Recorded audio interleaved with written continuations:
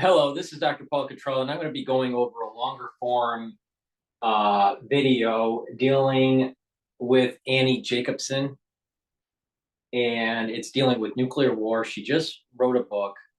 I haven't read it, but I have seen about three or four videos as she's doing the book tour thing, so I have an idea of what's in the book. This is through the Commonwealth Club of California. This is a long form. She's being interviewed. I want to critique this. I think it's really important to understand how we can have a very low probability event be so much of a catastrophe that we need to really be more engaged citizens on this topic. I am concerned that the newer generation doesn't understand really the problems that we have with nuclear weapons and nuclear energy. Nuclear energy is not clean, and our nuclear arsenals are not safe. But this was kind of a given with the Gen X generation and even the baby boomer generation. But what I'm noticing is that the younger generations after Gen X don't fully appreciate what the world is in. And I think Annie's work with the book hopefully will open the eyes of the younger generation. All right. We should not have nuclear weapons. I'm against nuclear power, actually, because I don't believe it's safe. And also this concept of low probability but high magnitude event. Right? This is a fat tail event, in the world of statistics. It's a black swan kind of situation. And it falls in the realm of chaos and chaos theory. All right. It's very problematic, which he's going to be bringing up. And we need to start holding the people accountable for putting the Damocles on the whole world.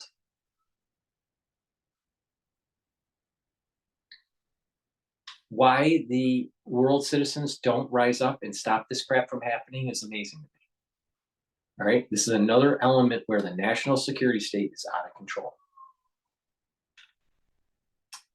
Before we start, though, please make sure you subscribe to all my channels. I have 3 channels on YouTube. I have Brighteon, Bitchute, and Rumble. Please subscribe to my Patreon channel to help support my news coverage. You can also donate through Stripe or PayPal or buy me a coffee. The link is in the description of this video. You click the link to my website, the-studio-reykjavik.com, and you can, on the homepage on my website, at the very bottom, you can click for donations. That will help to support my news coverage. Also, I have a lot of different products on my store. I have supplements, ebooks, and anti-aging boxes to help boost up your immune system, and lectures, medical lectures in immunology and in pulmonology. So please help support my work so I can give you my critique of world events. With that, you can get the structural nano silver max 14 or max 35 from my store. Take a teaspoon of this a day. You swish it in your mouth, you gargle, you swallow it. Do that every day. It'll neutralize pathogens and help to boost up your immune system. In addition, go to my store and get the vitamin C. This will help to improve your skin by drinking filtered water and taking collagen. You'll get a better cross-linking of the dermal layer and improve your skin. It'll also help with your immune system. Take it every day. Resveratrol is an antioxidant, and it will help to get rid of senescent cells. So add this to your health protocol. And clarity factor helps to get rid of the brain fog and keep those dendrites firing, and you'll have better mental acuity. take this every day. I take it twice a day, actually. With that said, let's start the video.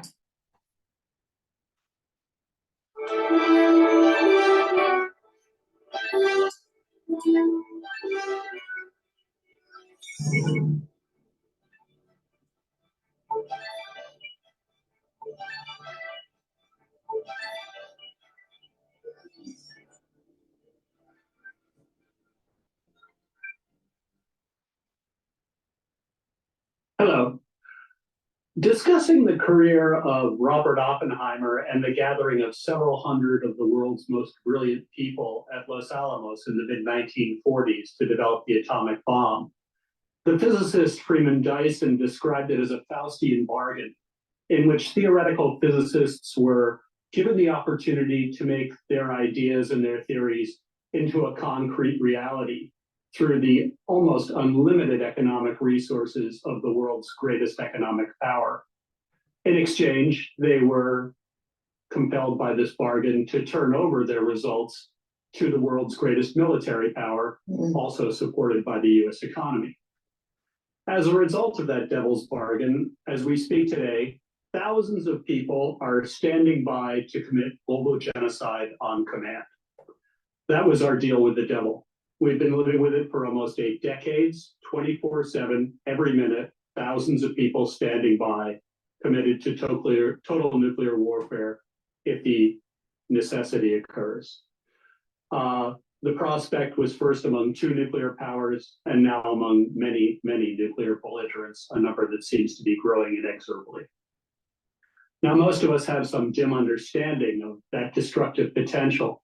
We hear about the presidential football or the missile launch codes, or with the silos of devastating rockets in North Dakota, across our prairies, planes and submarines flying nonstop, under the water, seeking, protecting, deterring. What very few of us know is what an elaborate and terrifying system of global destruction the United States has built and improved upon for 8 decades.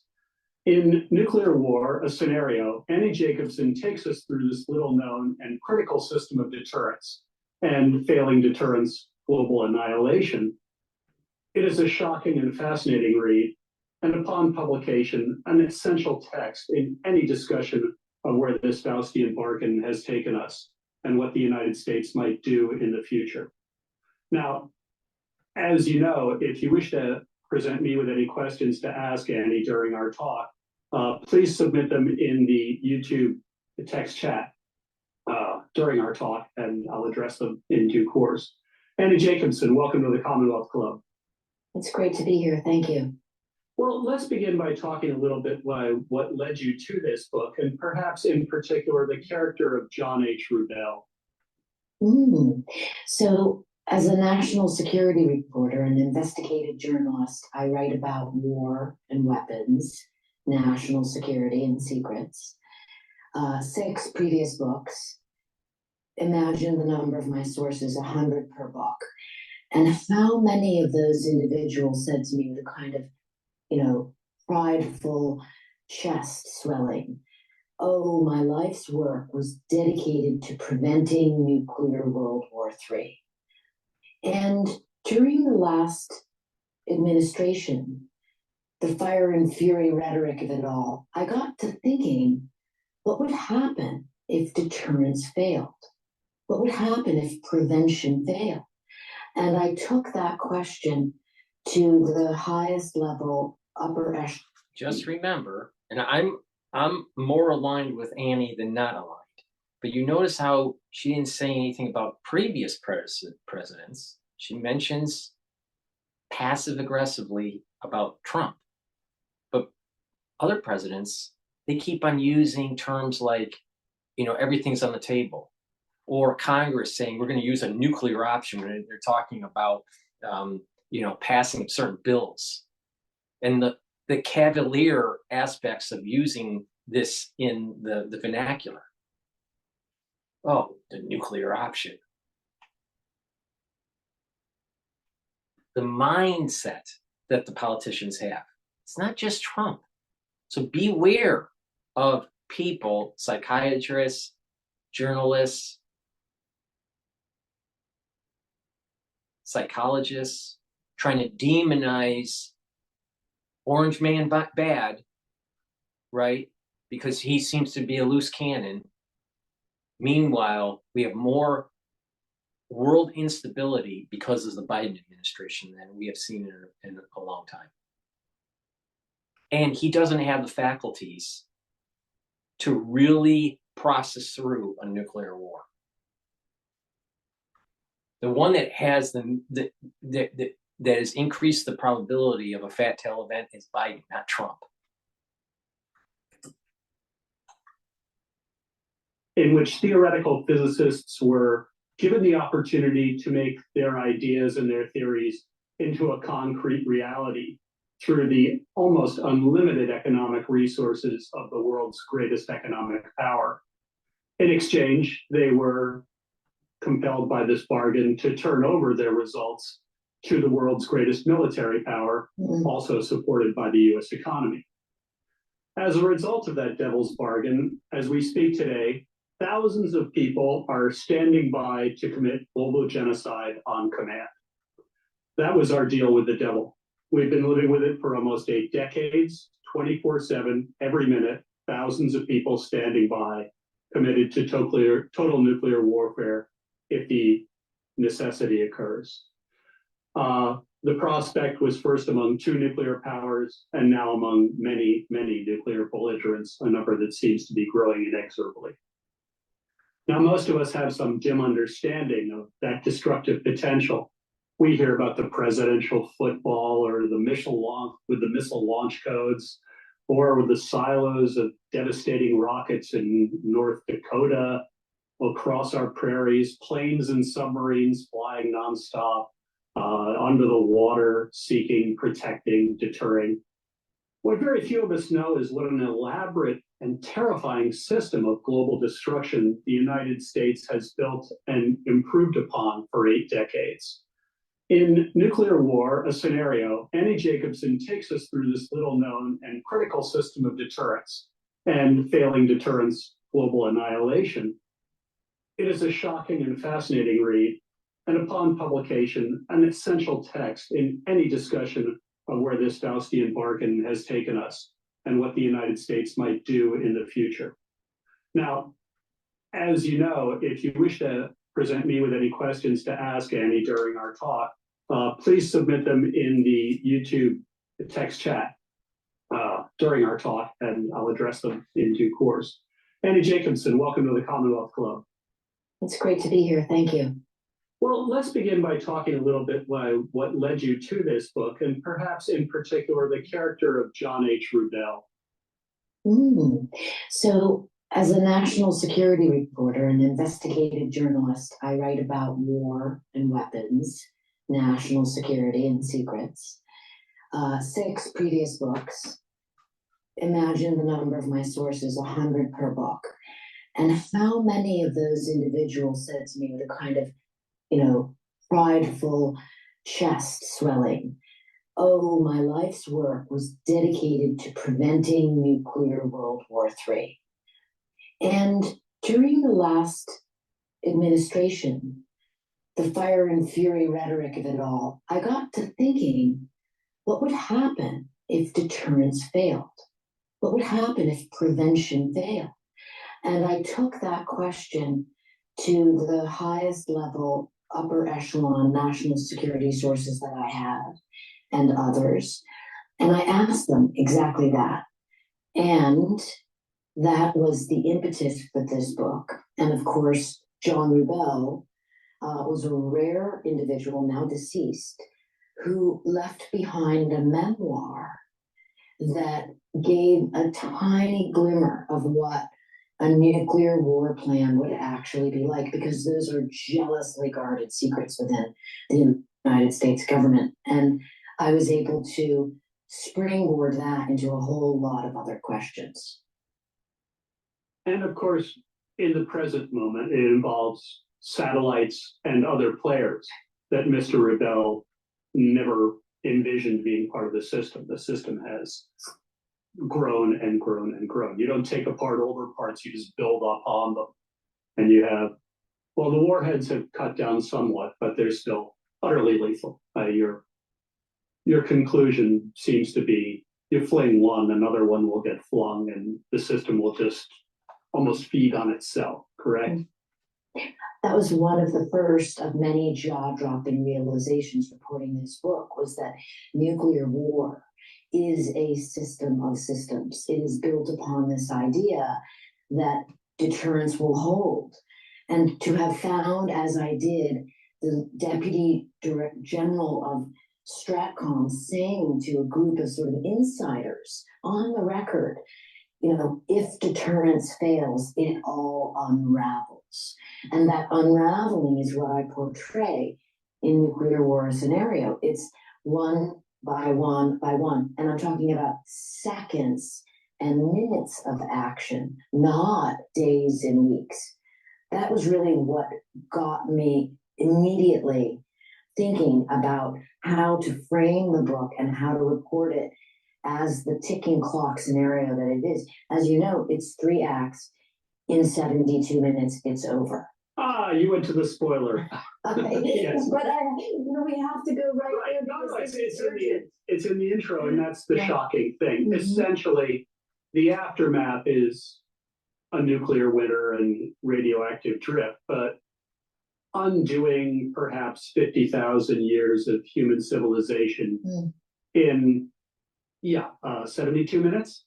72 minutes is sort of when all the last weapons land on the United States. Yes, and well, we'll keep going. Essentially, that's where recorded history ends. Yeah, right. There's no telling how anything could happen after that, because, as you state, even nuclear winter was only thought about 30 years after the fact. No one knows what the real knock-on effect of several thermonuclear weapons going off at the same time might be. And yet, you spend many pages on those effects, but far more on the bureaucracy itself. And you thank or acknowledge interviews with dozens, scores of people involved in the system. 2 questions. One, as best we understand it, how many other countries have systems like this? Well, of course, as you said in your intro, this all began with 2 superpowers, the United States and then Soviet Russia. The system was set up to sort of have both sides pointing their guns, pointing their missiles at one another, with the idea of deterrence being, don't you dare launch, or else we will all die. And that's how we get MAD, mutual assured destruction. But as you correctly point out, things have changed, and there are now 9 nuclear-armed nations. That we know of. Well, I would be relatively certain that that's what it is right now. I mean, there are an enormous number of people, very capable people, working on these issues in non-proliferation, keeping track of things. I always remember to mention the Federation of American Scientists. They have a team that puts together the nuclear notebook. And so they keep track of the warheads, which, because of treaties, get reported. There is, of course, an exception, and the exception is North Korea, the incredibly dangerous nuclear-armed nation. And that is, of course, why I chose to thread North Korea into the scenario the way in which I did. Yes. Remember what I said. Don't kick the can down the road when it comes to these rogue actors like North Korea, like Iran, because once they get the nuclear capability, it changes the calculus completely. For example, North Korea failed policy with the Clinton administration back in the 90s. Failed policy with Bush Sr. with not integrating Russia into the world economy. Also a failure by the Clinton administration. Continued CIA operations around the border of Russia during the Bush Jr. administration. So we kick the can down the road, and we have a national security state that is making the probability of a miscalculation more probable. We're in danger zone. And we need a population that says no to this. Instead, you have a population that is dumbified, stupefied, because of the technology, because of recreational proclivities.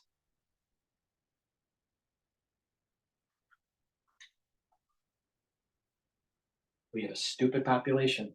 Stupid population.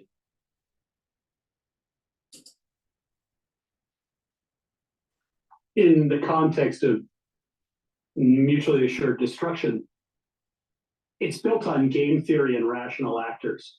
And at this point, those systems don't really hold, because a game with 9 different players and 9 different agendas is problematic. And if one of them is a history of highly unpredictable behavior, it's hard to say that it is a very durable system. See? You see that? You see where this little fucking asshole, he just did a passive aggressive hit on Trump, saying that it's an irrational actor.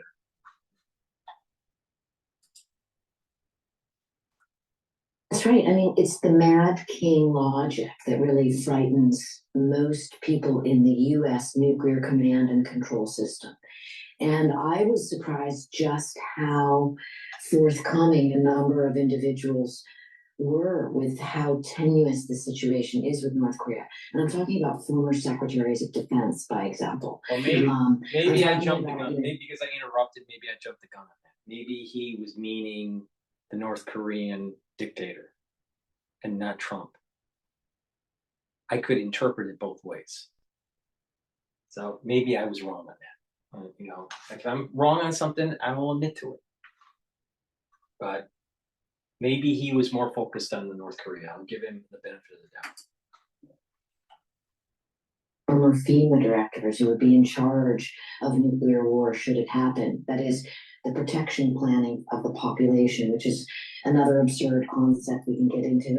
I mean, it's just one shocking situation after the next. I was rather shocked that you have this FEMA document that says you can protect your family from a nuclear explosion. And I looked it up. It was published in 2019. This isn't some comical 1960s duck and cover fantasy. You're absolutely right. And if you look, and of course I reproduced that in the book, because it contradicts itself in every measure. And that is one of the most horrifying things about nuclear war, is that there is no way to survive a nuclear war. It no matter how it starts, it only escalates toward nuclear Armageddon. And so all of the things that are said in that single sheet, you know, kind of a tear sheet of what to do in the event of a nuclear war, are absurd, because it could perhaps save you in one situation and kill you in another situation. You know, go into your basement or don't go into your basement. Well, it depends where the blast is when you are in your basement. And these, of course, are the details that I take the reader through with, I think, horrific specificity, but important specificity, because the point of all this is to demonstrate that the time to have conversations about all of this is now, not later. Later is too late. Well, as a reader, I can assure you, specific, horrific, you checked both boxes. Don't worry. Let me ask you, as a reader, I'm with it for a few hours. As a writer, you're with it for a year. What's it like to be in this bureaucracy and spend 20 or 30 years inside? Okay, so she wrote the book. So if she wrote the book in a year, which seems to be pretty quick, again, it's aligned, you know, with her interview with Piers Morgan. You know, I got that feeling that she was anti-Trump, right? And that the alignment of this book and the election, I think it's not by mistake. But there's a lot of things that are going on in the world during this election cycle that may launch nuclear war. So it may be just coincidence, but there seems to be a anti-Trump thing going on, but it's passive aggressive. It's not overt. Actually acting in nuclear war scenarios. What's it like to spend your life dedicated to a group of missile silos or bases or hidden command centers across the American prairie? Mm-hmm. Well, I talk to a lot of people, as you know, and a lot of the missileers, yes, but really people that are in charge of the policy, people that are in charge of advising the president in the moments after detection that a nuclear missile has come at the United States, because that's really what we're talking about here in the scenario. It's the fact that an intercontinental ballistic missile, and by the way, most people do not know this. An intercontinental ballistic missile, also known as an ICBM, takes just 30 minutes to get from one side of the world to the next. And so the clock begins ticking then, and the president must make a decision to counterattack with nuclear missiles. Just to amplify, it's a 30-minute trip, but an American satellite has registered it less than a second into its journey, setting in a concatenation across space and the American continent. You're absolutely right. And so it's like you reverse engineer from that concept of the 30-minute missile to realize this is why the system is set up. We have these incredible satellite systems in space called SIBRs, space-based infrared satellite systems. They're astonishing with their technology. Think about it. They can detect the hot rocket exhaust on an ICBM launch from any enemy armed nation within a fraction of a second. This is remarkable. And this is so that the president can launch his counterattack in minutes afterward. And that's where you begin to realize, I think, certainly you asked me about the reporting of it, right? All of the people behind the scenes that are rehearsing this 24/7, 365 are acutely aware that deterrence is terrific if it holds. Their job. When President Trump, in his first year, and in his second year, stated that when they were doing the practice run for, how the football all works, right? He was shocked on how quick the world can end. Now, he said a different way. I'm paraphrasing it. You can, I'm sure, find it in the news that it's been published on YouTube somewhere. But periodically he would state this, right? That, especially when he was trying to normalize relations with North Korea, right? And people were saying that Trump was making the national security worse by doing that. In a way, he was actually doing a playbook out of the Kennedy administration, trying to be copacetic with your, adversaries. So the national security state, has caused problems and is increasing the probability of a fat tail event.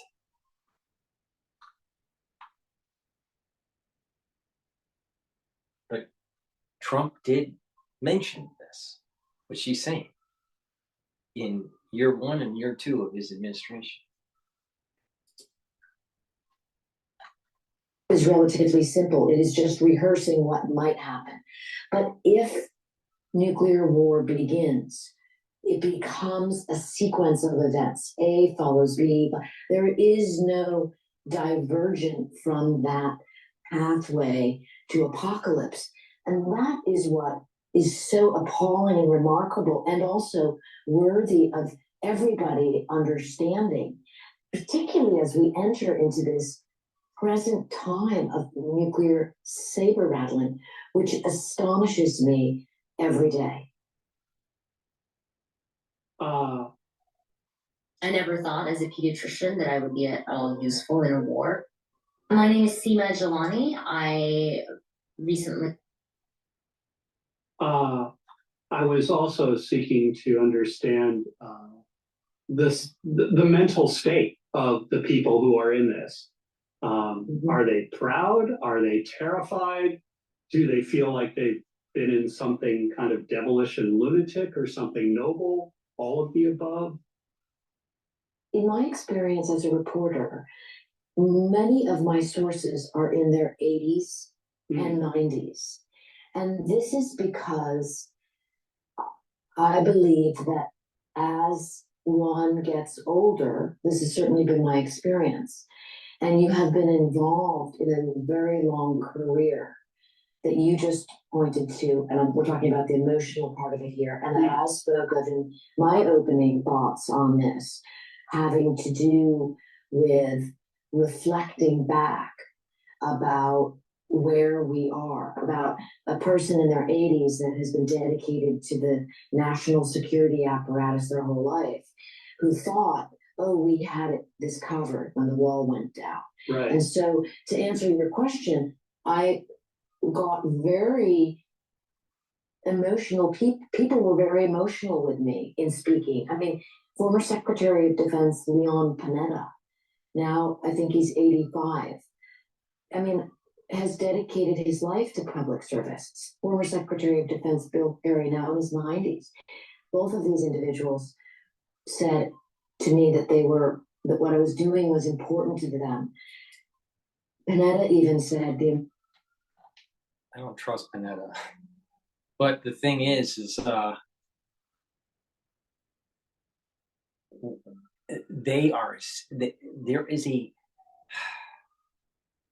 there is a group of people that's becoming more sensitive to an increased probability of a nuclear exchange. And people need to pay attention. People need to pay attention that the national security state is out of control.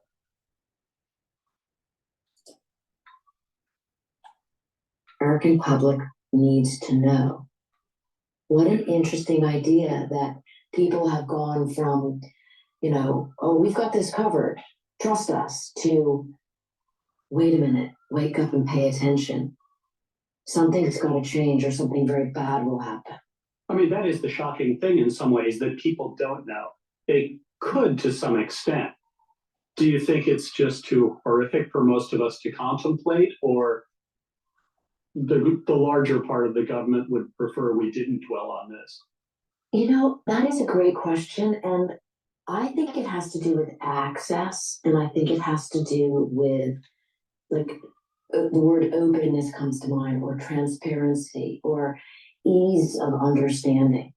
Nuclear weapons have long been relegated to sort of the Ph.D. fancy crowd with bow ties, and I have interviewed many of them.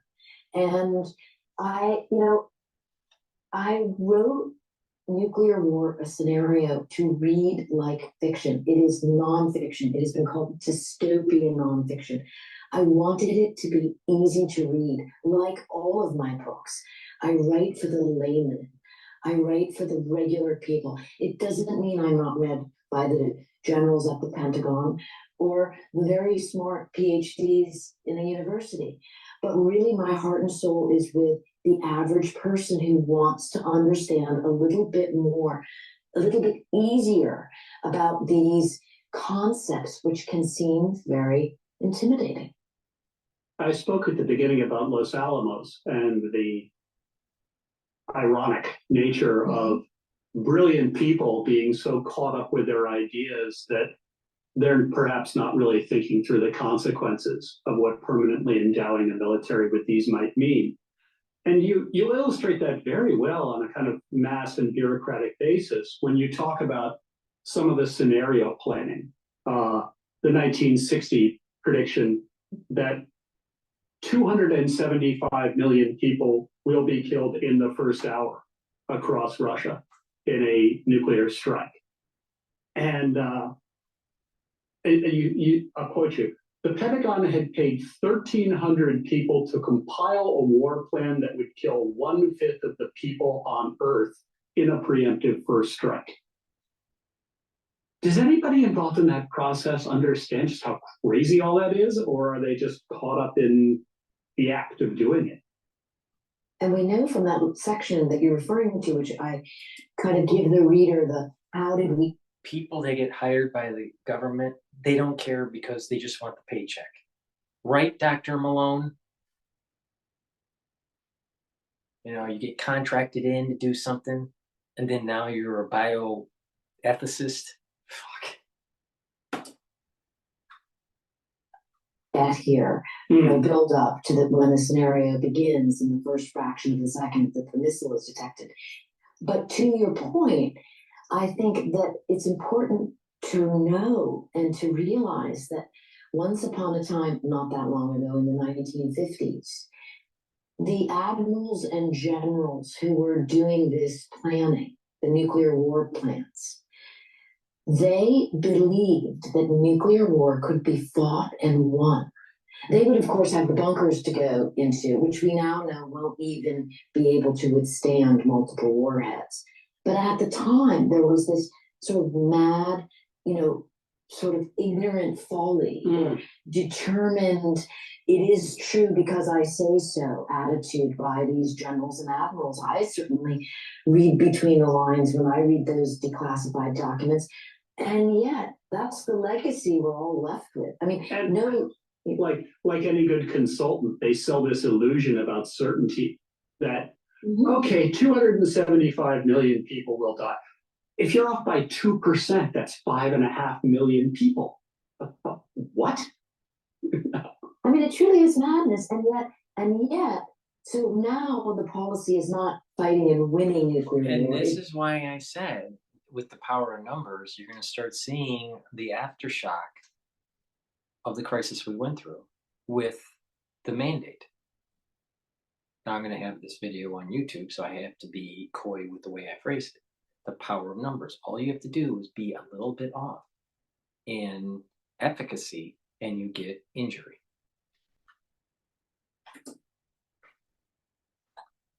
Don't have a nuclear war no matter what. But as I begin to point out in the book, once the scenario really gets going, is that the world is just one misunderstanding, one technical mistake away from nuclear Armageddon. Because once the missiles start flying, and again, SecDef's confirmed this with me, no one is really thinking about what the other nuclear armed nations are thinking as America tries to defend herself in a nuclear counterattack against a rogue nation. And you have all kinds of technical problems revealed in my reporting that I relay in the book that also really make your hair stand on it. I mean, one of them, for example, is, of course, the fact that because Russia alleges to have all the same technology that America has, so Russia's Tundra system is the name of its early warning space satellite system. And multiple defense scientists, both in the United States and Russian born defense scientists, told me, and I reported in the book, that the Tundra system is deeply flawed. The worst example is that the system can mistake sunlight for hot rocket exhaust on a missile. And so the Tundra system could perceive sunlight as a launch and launch in response. Yes, and quality of communication varies, and people trust different communication. One of the interesting dimensions in your scenario is quite plausibly the Russians have a spy somewhere near a missile silo in Wyoming, and he notifies Moscow a missile has left the silo. They're going to just act on that. They're not going to listen to anything Washington is saying, most likely. But let's move into the scenario, because part of what you described is a very plausible communications breakdown. Let's move to the scenario and how it unfolds. Well, of course, the detection of the nuclear missile is second number one, and things move very quickly thereafter because, again, what most people don't realize is that the data systems are so fast that they pump data from space to three command systems, command bunkers in the United States in seconds. And these three bunkers are famously the one in Cheyenne Mountain in Colorado. It's made many appearances in movies. There's also one beneath the Pentagon. It's called the National Military Command Center. And there's a third bunker beneath STRATCOM, U.S. Strategic Command, the most powerful nuclear agency that almost no one has heard of. The way it was described to me about these three command bunkers was like this. The Cheyenne Mountain complex is the brain. The National Command Center beneath the Pentagon is the beating heart of nuclear war. And STRATCOM is the muscle. And those three centers, the commanders in each of those facilities, within minutes of detecting a nuclear launch, now begins to categorize the missiles and the targets that will be in the continental United States and prepares to tell the president. And that when the president begins to have to make a counterattack decision, as I report in the book, I was also surprised to learn the president has a 6-minute window. And listeners may ask, well, how does she, know all these things? Are these from Annie Jacobsen's imagination? Everything is sourced in the book. If you go into the notes, you can see where the information comes from. Sometimes I quote people directly, but for example, the 6-minute window to make a decision about launching nuclear Armageddon comes from Ronald Reagan's memoir. Mm-hmm. And it's 6 minutes in which, they find him wherever he might be. In this case, he's in the White House and not wherever else he might be.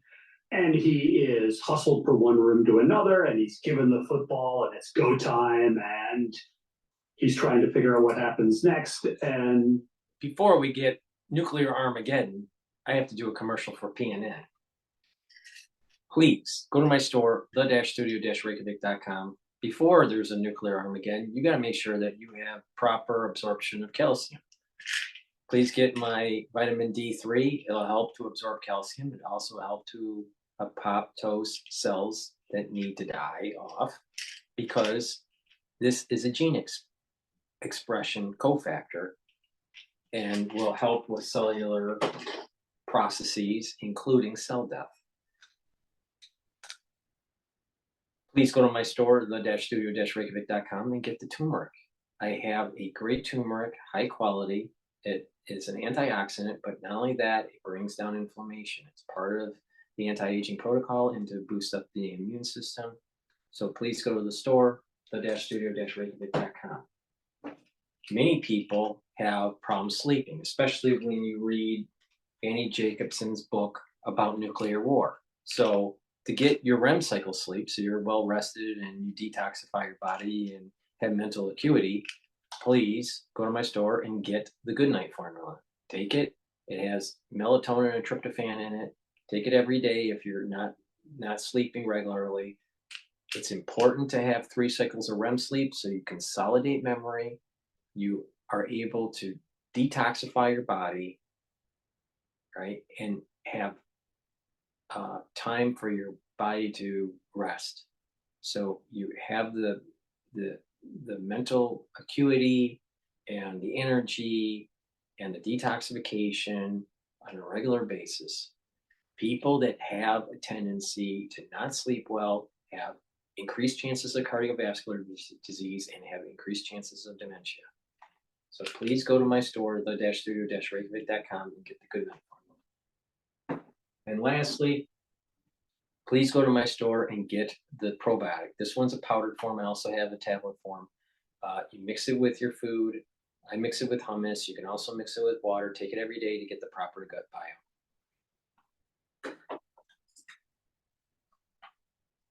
Meanwhile, the missile is flying. Take it from there.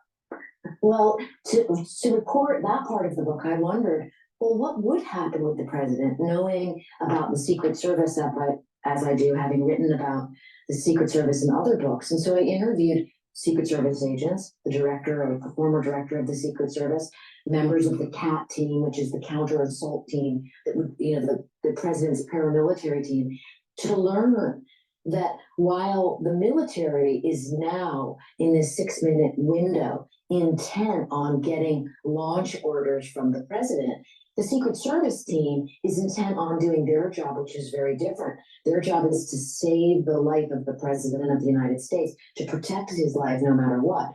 And so what they want to do is in conflict with what the military wants. And I, relay that in the book, how that would unfold. And ultimately, Secret Service says they would win that debate. They would whisk the president off in a helicopter and take him off to the bunker outside of Washington, D.C., colloquially known as Raven Rock, but officially known as the alternate National Military Command Center beneath the Pentagon, because almost everyone in Washington, D.C. knows Washington is a top target in what's called a bolt out of the blue attack. Mm-hmm. And so all systems are set up to have an alternate command center underneath. YouTube had a song called Bullet Out of the Blue Sky. It was released in the 80s. I think it was 87. Maybe it was 88. I think it was 87. I think it was on the Joshua Tree album. All right. I am shocked, absolutely shocked, of the lack of understanding about nuclear war and its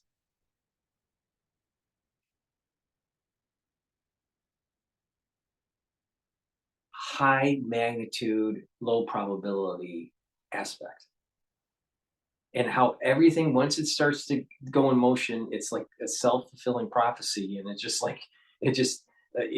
just snowballs and gets worse and worse and worse.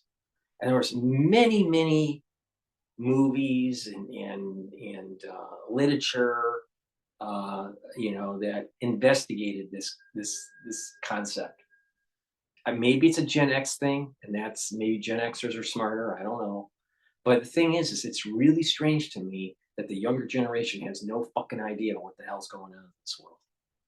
And what's even stranger is how the academic elite, meaning the Ivy League, or the top 25 schools in the United States, right, are producing students that are promoting instability with the national security state.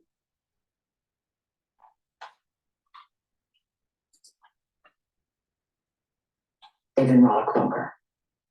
Just for viewer context, 6 minutes is about 5 times as long. We've been talking for 5 times as long as that 6 minutes. It's an exceptionally short amount of time.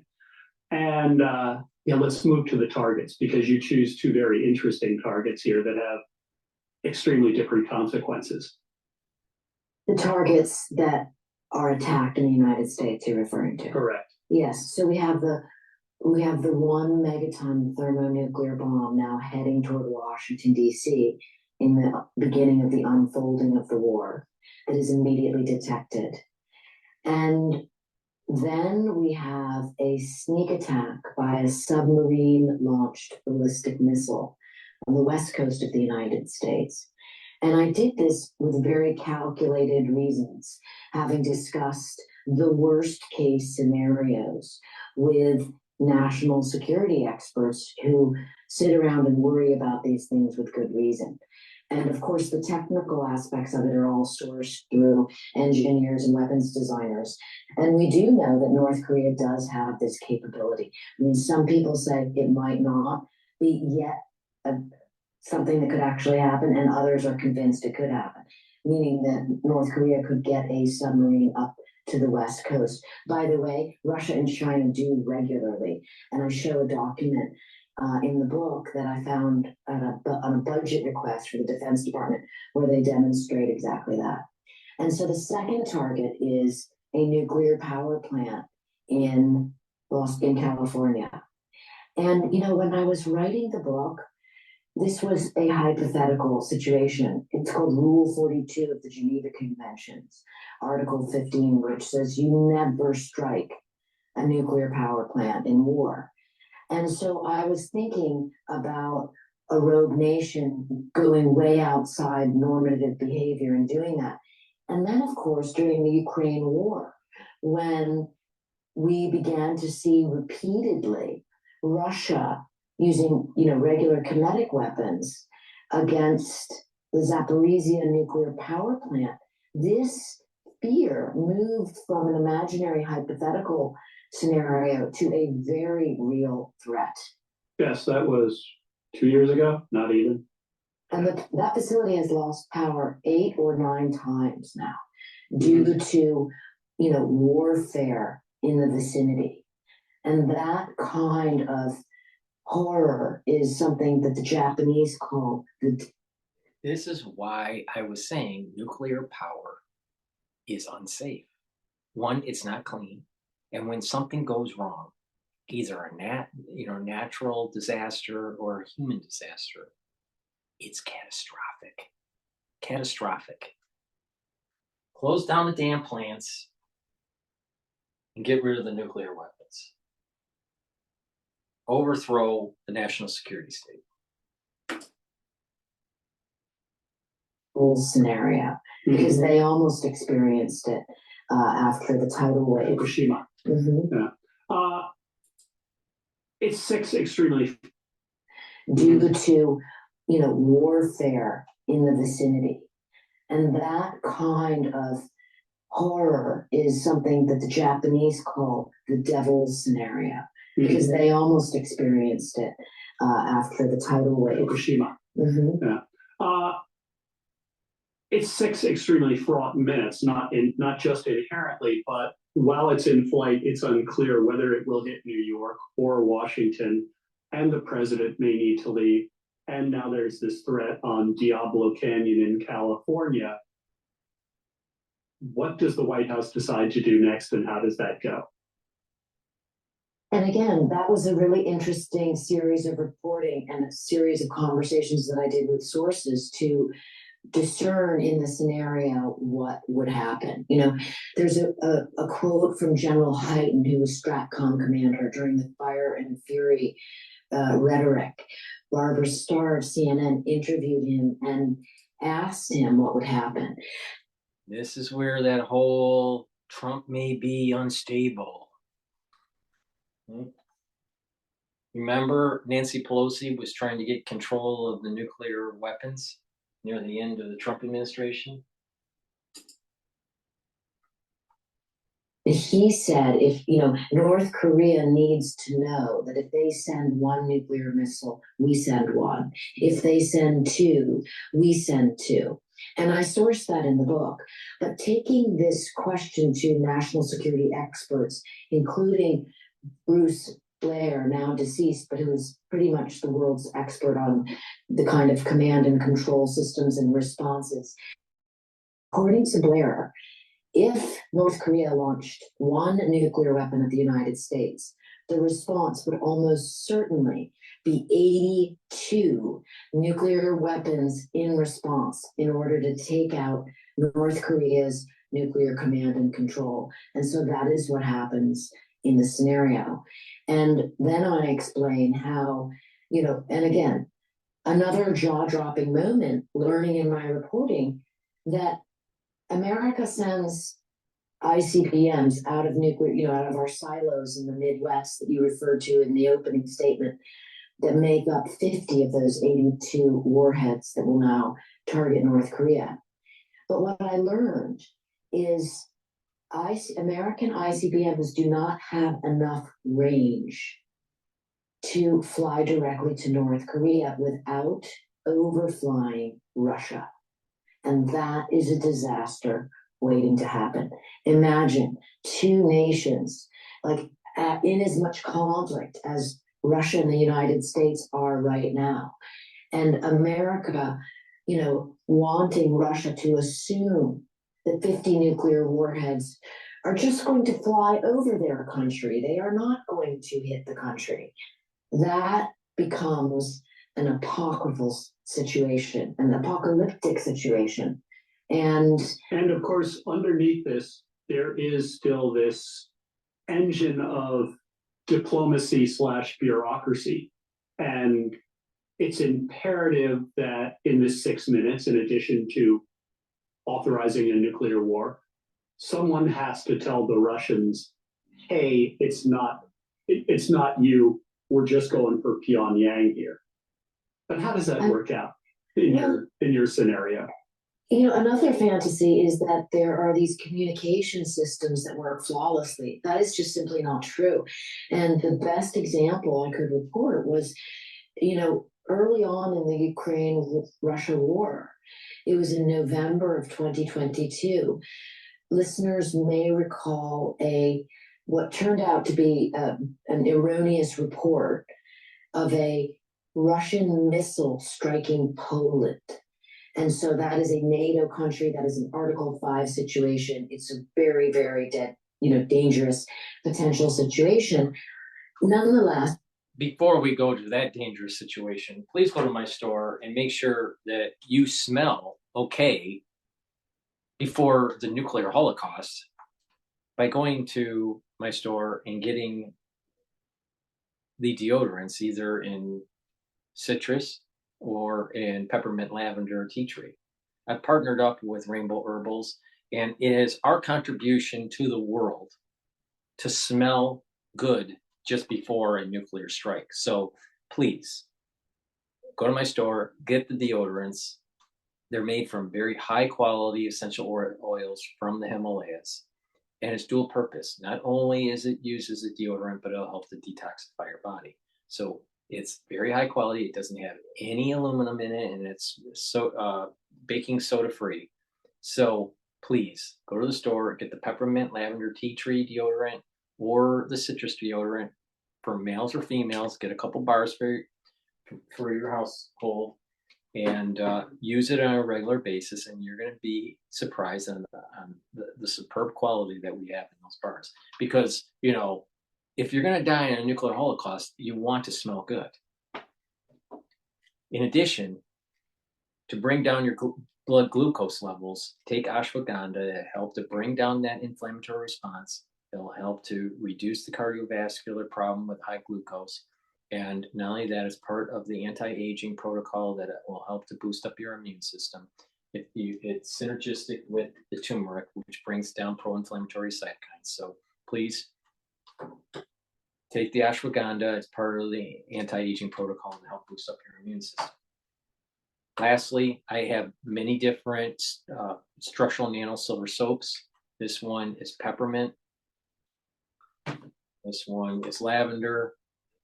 And this one that I have on my desk here is oatmeal spice. So please go to the store. I have, I believe, 5 different varieties. It's the-studio-reykjavik.com.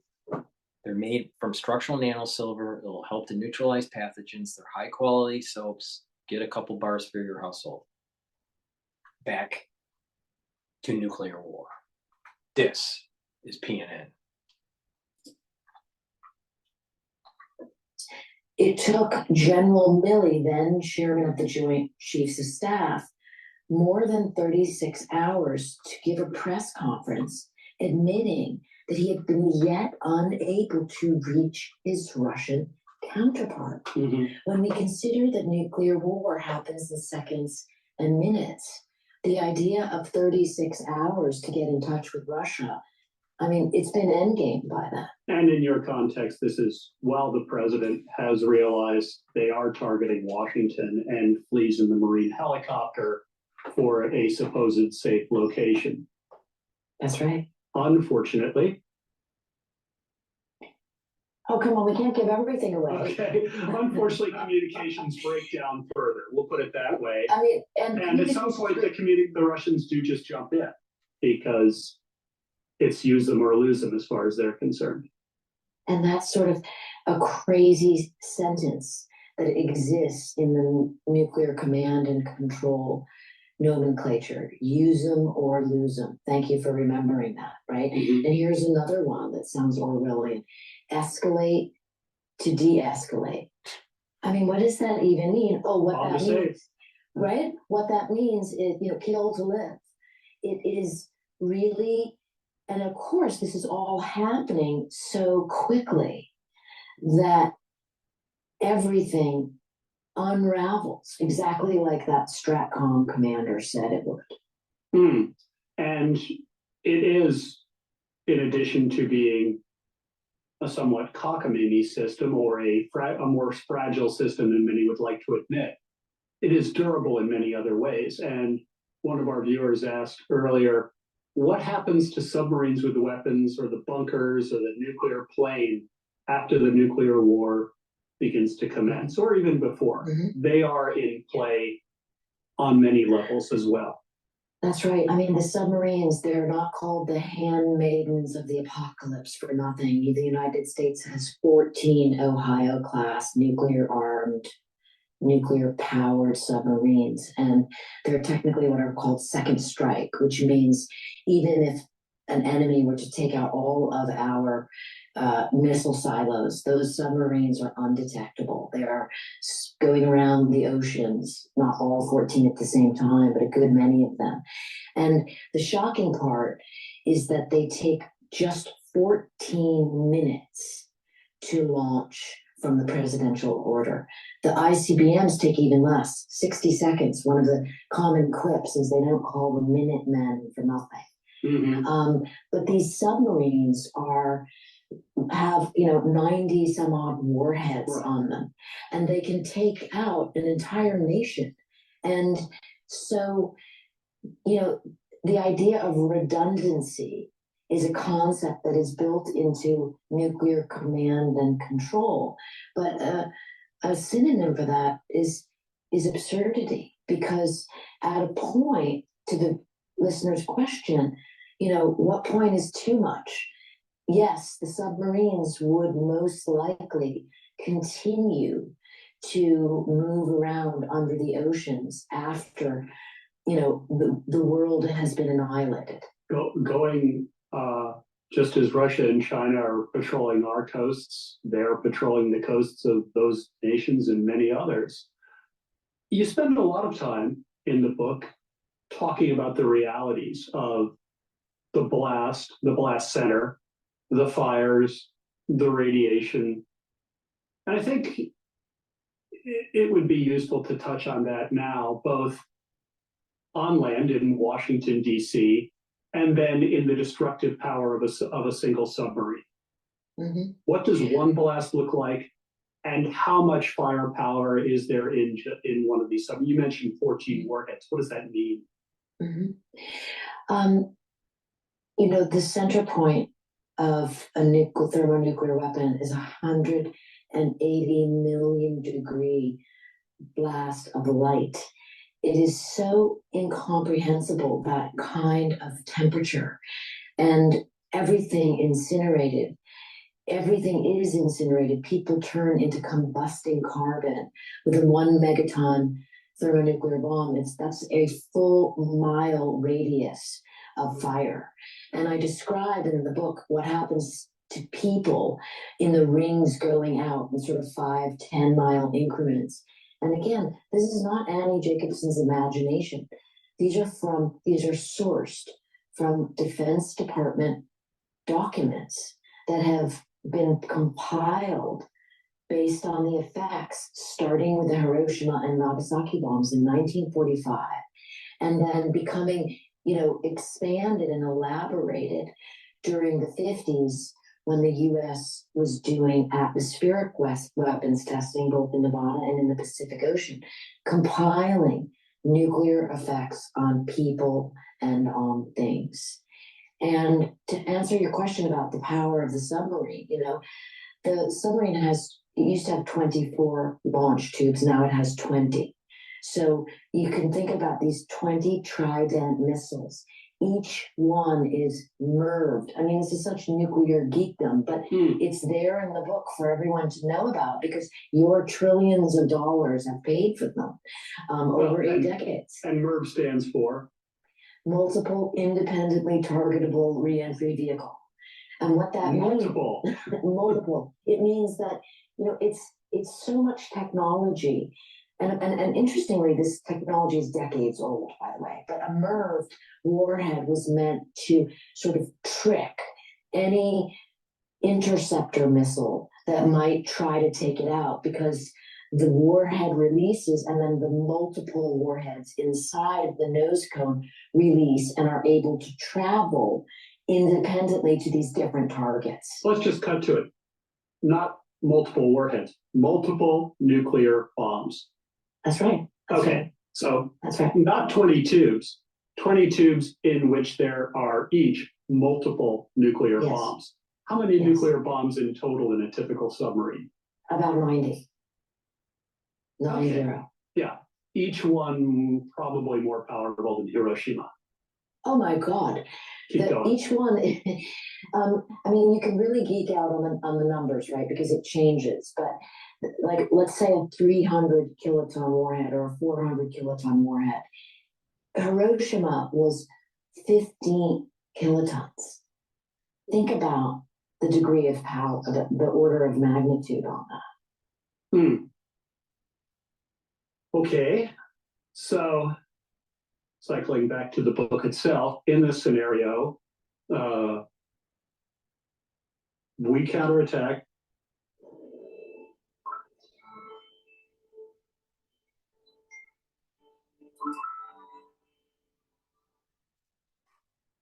We counterattack on North Korea.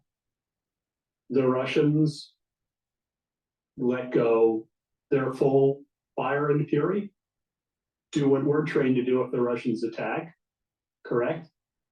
There That's is right. no stop. Nobody scales back at that point, right? There is no rational system in which they go, hold on, everybody, just take a day, right? That's They right. just go. And let's stop for a minute to discuss, if we may, how such things are known, right? Because again, as I mentioned, nuclear war plans are jealously guarded secrets. I refer to a rare declassified war game from 1983 called Proud Prophet. And I reprint a couple pages of the Proud Prophet war game in the book. And people might laugh or cry when they read it, because they think they will realize this is what a redacted war game looks like. I mean, it's 95% black. There's just a few words per page. But what the declassification of that war game did was allow a certain professor from Yale named Paul Bracken, who had participated in it, to speak generally about that war game without, crossing his security, violating his security clearance. And what he said was this. He said, no matter how nuclear war begins, whether it involves NATO or doesn't involve NATO, whether it involves tactical weapons or doesn't involve tactical weapons, if China gets involved or China doesn't get involved, no matter what, it ends in total apocalypse. And that is most definitely something that people should take note of. Yes, not to give too much away, but essentially the world ends. The world doesn't, and then we have nuclear winter. Well, that's an interesting note, in fact, because the war is largely in the north. Since the United States has known this for at least 2 decades on how this is all going to play out, why the hell are we still kicking the can down the road with Iran and North Korea? Huh? Why? Why are we allowing rogue nations to develop nuclear weapons? Why did we allow Pakistan to have nuclear weapons? Why? Because the more countries that have it, the higher the probability of the fat tail event.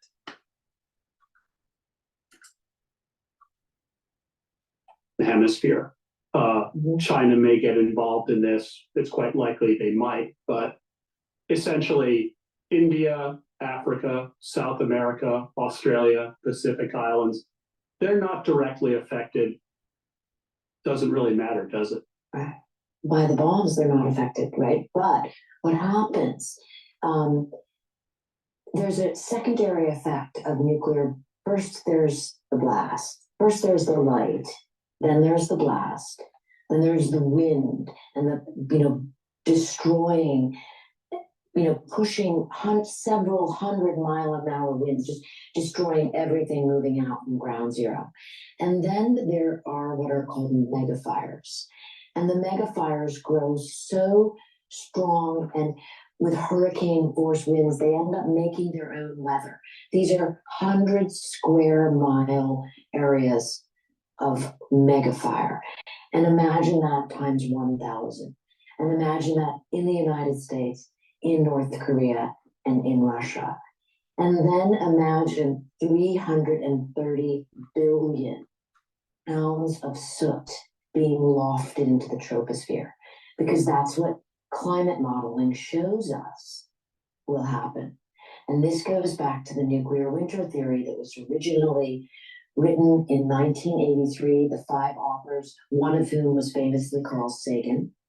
And Sagan's young student at the time, Brian Toon, now Professor Toon, was a source for me in the book. And we had some very interesting conversations about how initially in 1983, the Defense Department tried to make the claim that nuclear winter was Soviet propaganda. And they were very effective in doing that, because all these decades later, people still ask that question. Isn't that Soviet propaganda? Well, it's certainly not. And, humble as they were, the original authors conceded that their analog climate modeling, 1983, computers weren't what they are today, that there were limitations to their projections about how long nuclear winter would last. They thought it would last a couple of years. Well, state-of-the-art climate modeling today tells us nuclear winter would last between 7 and 10 years. And so, to your point about the mid-latitudes, the breadbasket of the world, from Iowa to Ukraine, becomes covered, the bodies of water become covered in large sheets of ice. I mean, there's a temperature drop of 40 degrees Fahrenheit. And so agriculture fails. And so, yes, to answer your question, a lot of other nations are not involved in the nuclear war whatsoever. They didn't start it. They don't have nuclear weapons. They weren't involved. But this is where calculations now tell us that 5 billion people will die. Yes, it seems like, you can forget about civilization surviving. Life will go on because life is extremely persistent, but humans would probably not be the dominant species again for a very, very long time. That's absolutely right. And, in my interviews with former FEMA director Craig Fugate, he talked about how FEMA prepares for asteroid strikes. They prepare for nuclear war. These are called low probability, high consequence events. And so when you think about it, nuclear war is the only event other than an asteroid strike that could end the world, could end civilization in a few hours. You really have to wonder, why aren't more people working to solve this problem? Because we really do exist on the razor's edge right now. Many people are interested in Across the United States, SK companies innovate to build a better world. Our semiconductors advance generative AI for countless applications. Many people are interested in the writing of this book. Was there anything jaw-dropping, shocking, or surprising you learned that wasn't in the book but you can share now?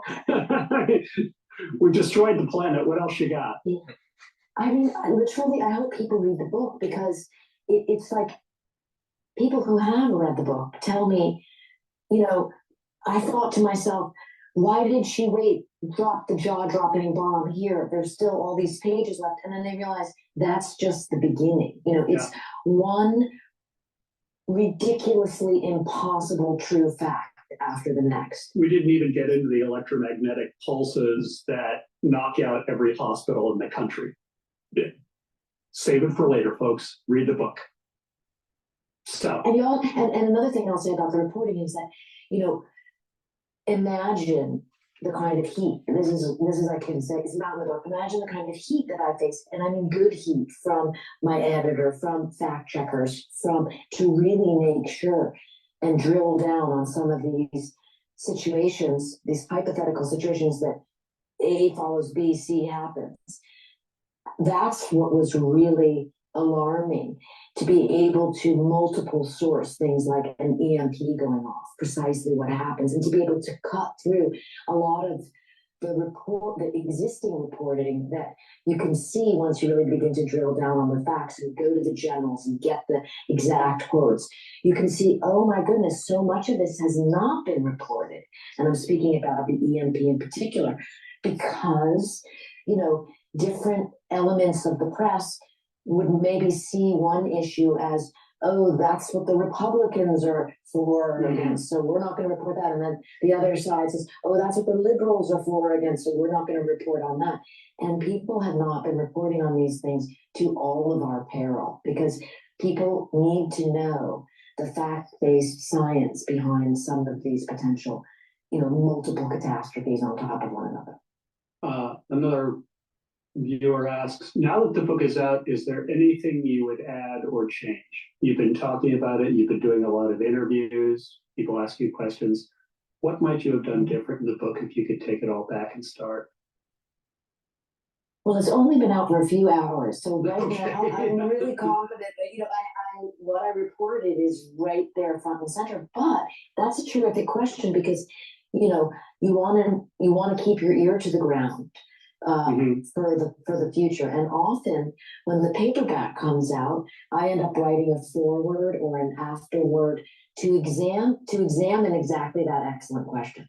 Yes, I would be interested in what it's like to be inside a silo for how long is a rotation? How long do people work on this? Do people spend their lives on these hidden bases? Usually, in my experience, at least the ones I issue, the missileers, it's kind of like not a great job. I mean, with all due respect to the people who do it for their whole lives, most of the people that I interviewed started out as a missileer, and then, for example, Colonel Nutman, who I use as a source, who was a NATO pilot, he started out there as a very young officer and then went on to become an F-16 pilot. Right. Yeah, it's got to obey the rules, got to be by the book. A lot of the equipment is aging. Sounds kind of like a bureaucratic job, except for the nuclear war part. Someone asks, what about AI? Do you see AI coming into this system, and would that be a new unknown? So many of the nuclear war command and control systems are, analog, right? So, for example, all the missiles are, and people are shocked when they hear that. Yeah. As you can read in the book, the sub-launched ballistic missiles are guided not by high technology, but by star sighting, the ancient form of navigation. And this is to keep them from being hacked. I interviewed General Toohill, the former America's first cyber chief during the Obama administration. Cyber certainly has an interesting role in our society in terms of threats, but separate right now, it is distinctly in a separate lane from nuclear command and control. So, you've written a successful poem when people really think it happened.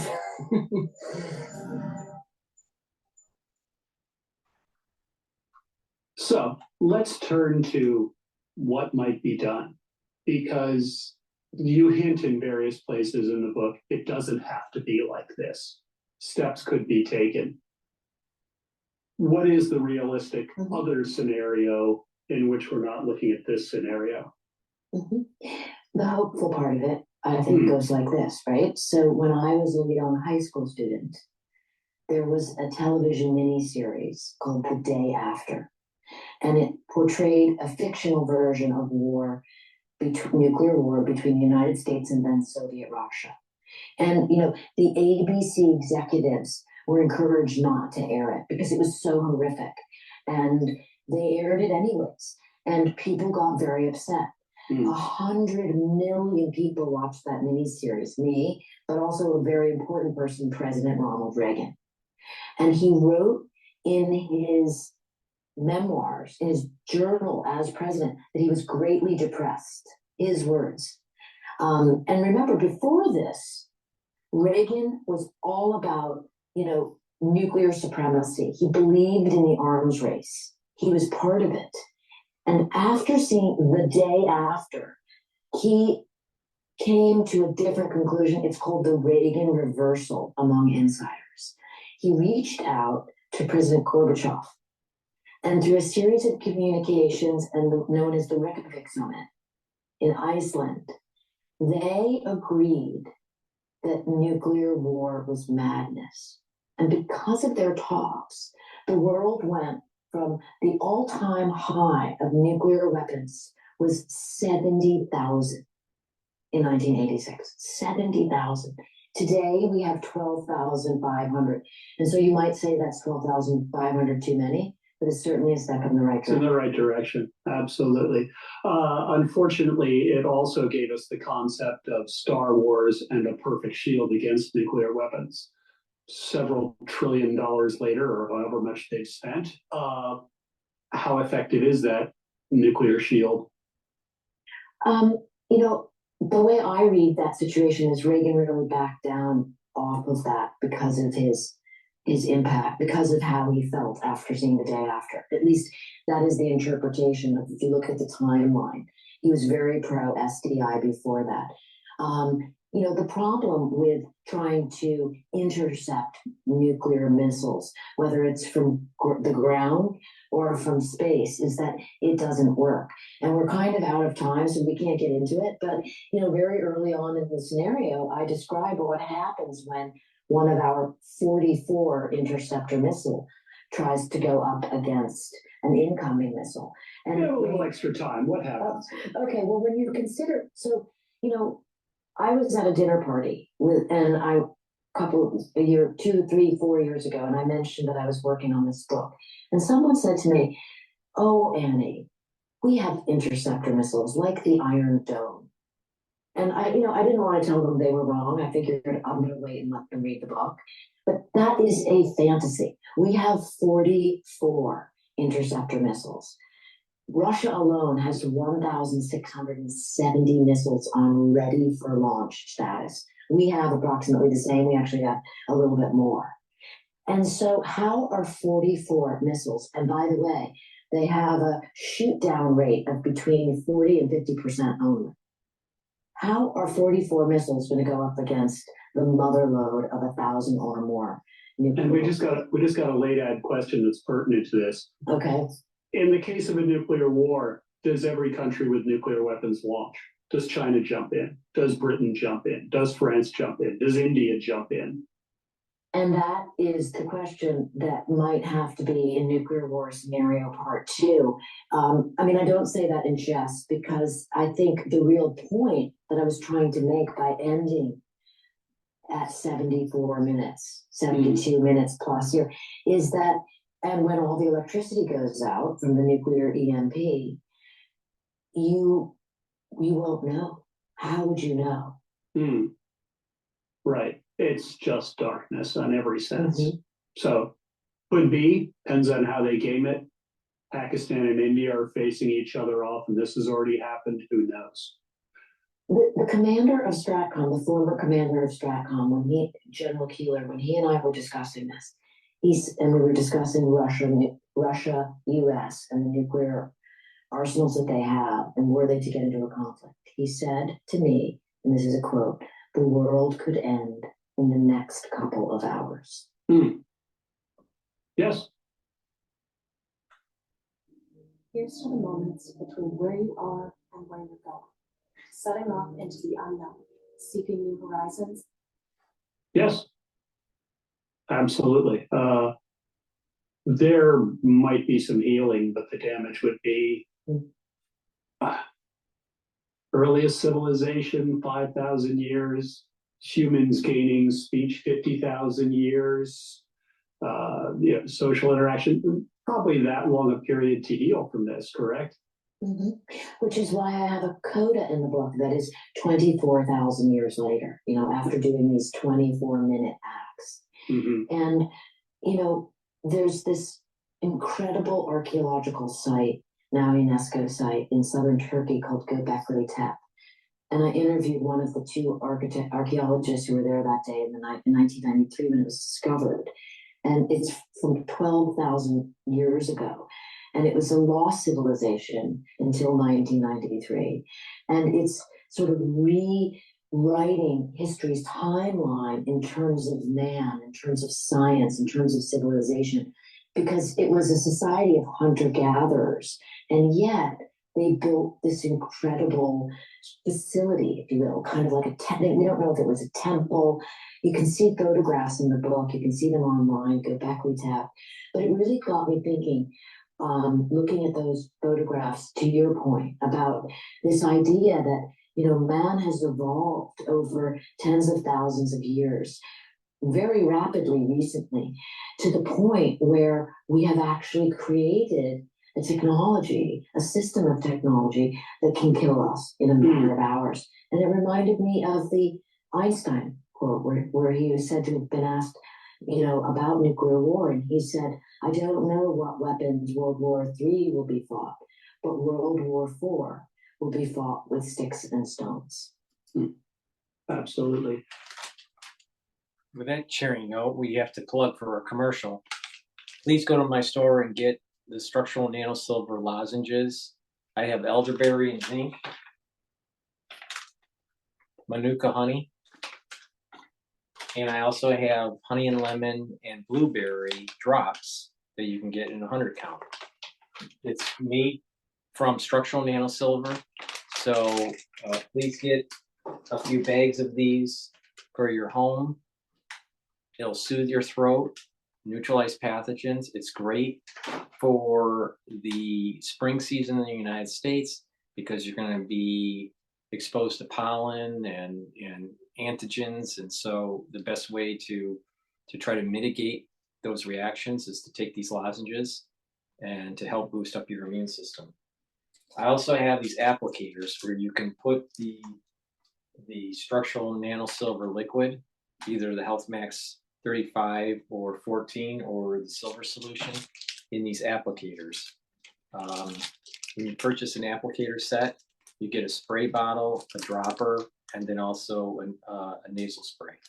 So you just put that, you can put it in your bag and apply it accordingly. A great way to be able to use this on the go. All right. In addition, what I do on a daily basis is I take a teaspoon of the structural nanosilver and I swish it in my mouth, gargle with it, and then swallow it. So please go to the store and get the structural nanosilver liquids and also the applicator set to help you travel with the liquid. You can spray it on your desk, or if you're not feeling well and you need to use the nasal spray, this is a great way to do that.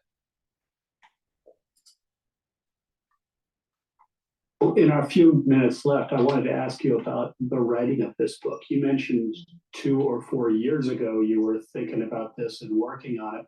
What's it like to stay with a subject like this for so long? I actually am really a believer in information is king.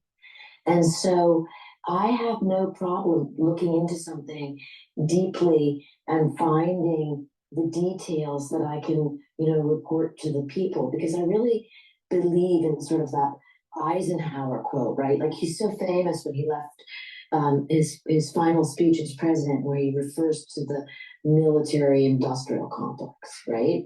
But my more favorite part of that speech is what comes next, where he says that a knowledgeable citizenry can balance out all of that.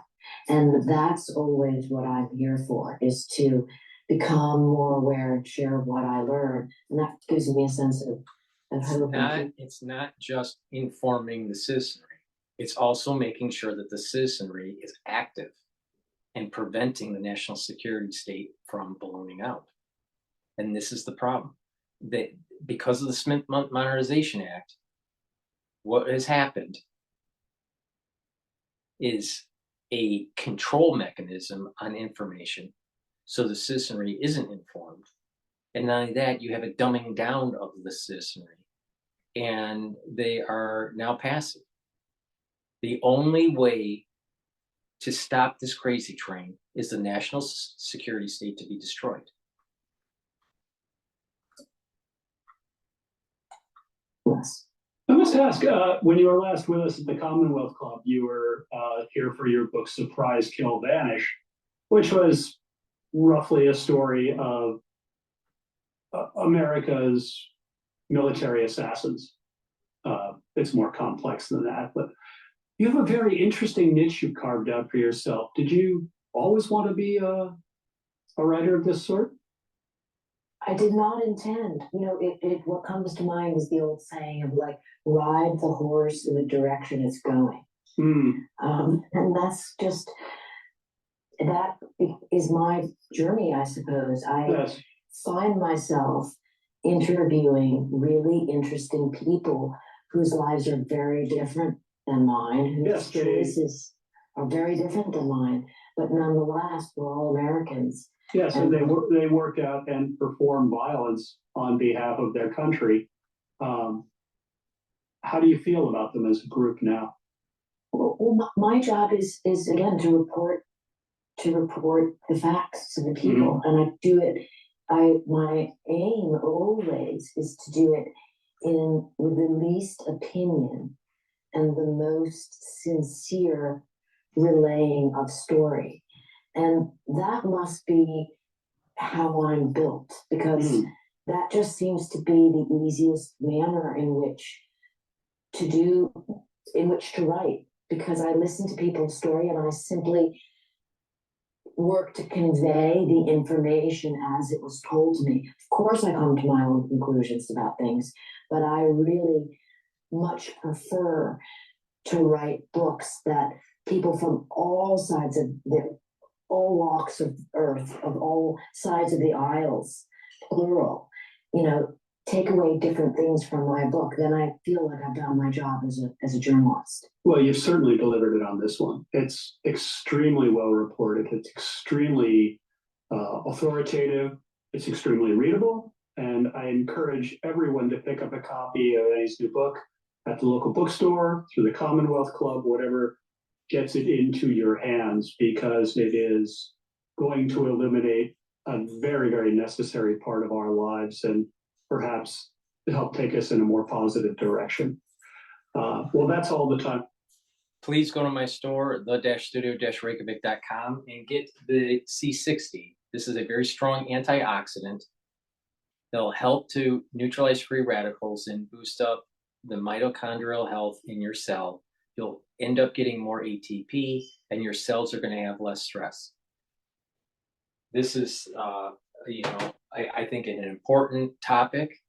I am a firm believer of getting information to the public so they can, be able to affect positive social change.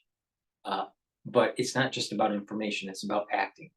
And in my estimation, when you run through, all the scenarios, just an informational war isn't going to get you anywhere. It'll make Alex Jones rich, but it won't create a better situation for your livelihood, for your country, for your family. It's getting engaged and being active, not just being informational. Too many keyboard warriors out there. It's time to act, and the national security state needs to be destroyed. Thank you for listening, and have a nice night.